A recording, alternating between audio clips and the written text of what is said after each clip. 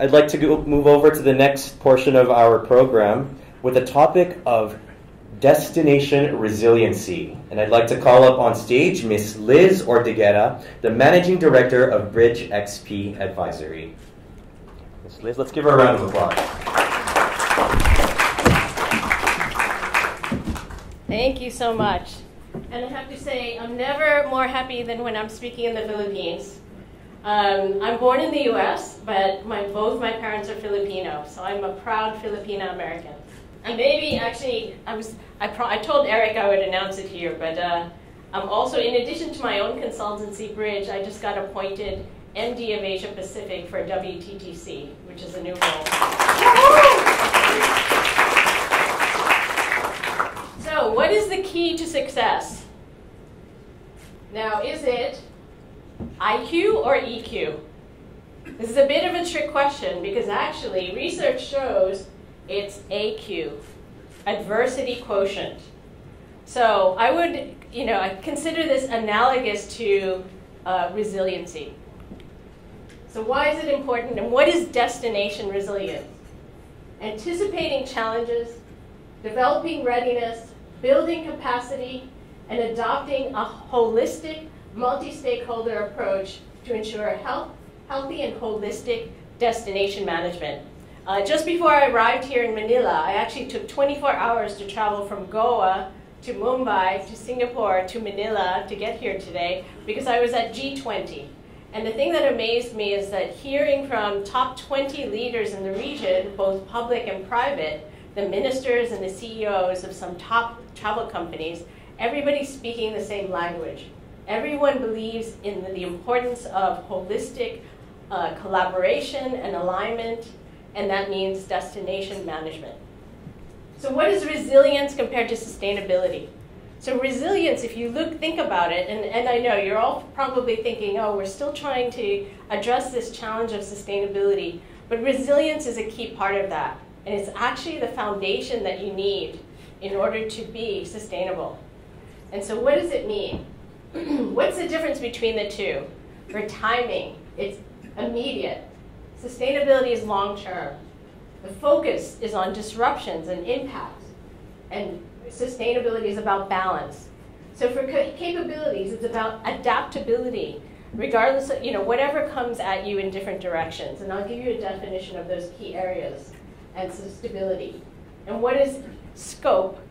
The shock and stresses versus more broad spectrum strategic.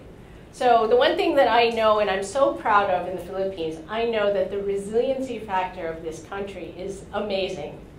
What country can get hit by a typhoon and we're still, embracing community and singing together? Because we know what's important. And this is such a great aspect of the culture.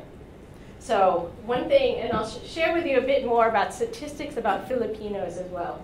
So these are the resilience categories, and I'm going to have to go through this really quick because I know you've got a lot of presenters today. 5 factors to consider: environment, health and safety, community, economic, and visitor. Now I've done a page on each of these, and there's different categories. When I was a CEO at Pata, we had a team of 20 people come together, experts, to basically define destination resilience and what are the factors that you need to consider.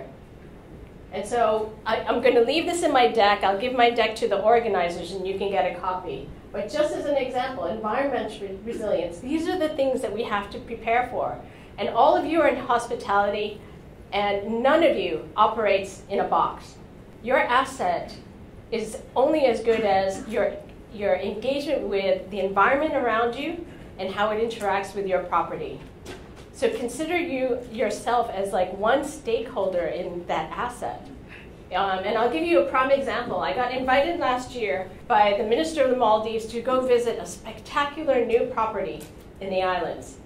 And huge investment, fantastic. I'd call it a 6-star resort.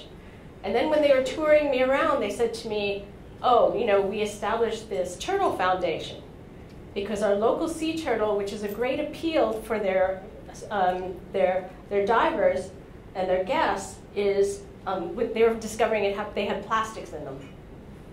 And so that is part of your asset. That's part of the appeal of your destination. And so let's not get it to the point where we discover plastic in the local sea life. We need to do things that are more preventative. Okay? So each of these categories has something to consider in terms of needs and opportunities. Now I'm going to share with you some research that I found that was amazing. It came out about 1.5 years ago, but it's still relevant today. Economist impact research, and I call it the rise of the conscious traveler. And look at the Philippines, and it looks like here about 98% of Filipinos have a desire for conscious tourism. How important is sustainable tourism to you? So 99% said important, highest among all the countries in the region. Locals matter. How important is creating a positive impact for locals? Again, Filipino affluent travelers rated this high, 80%. The next holiday will be different. I will now factor sustainable tourism practices into my holiday plans.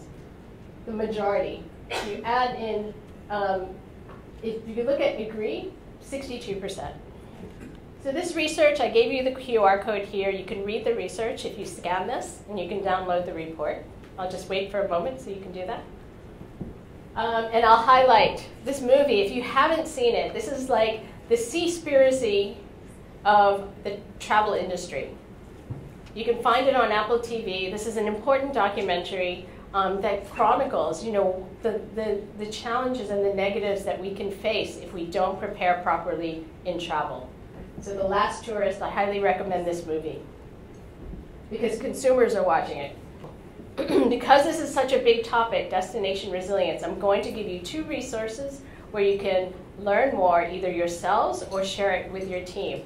So here with this QR code, there is a course, a 10-hour course that was developed by the PATA team. This is free, it's open to the industry, and the interest is to deploy it as broadly as possible. Now, while the original target was for government, actually I mentioned to you, it's actually multi-stakeholder. So all of you and your teams would value from taking this course.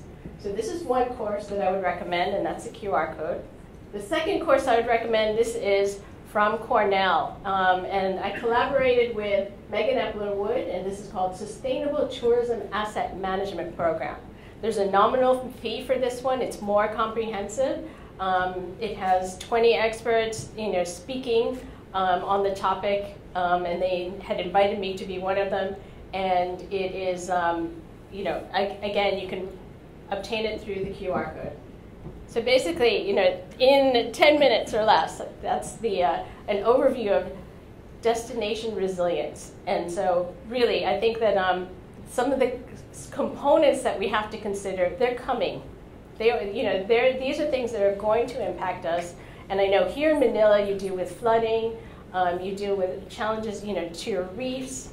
And the other impact is around cultural heritage. Actually, we can flip this. All of you can help flip tourism and travel to be on the right side and to actually be an enhancement.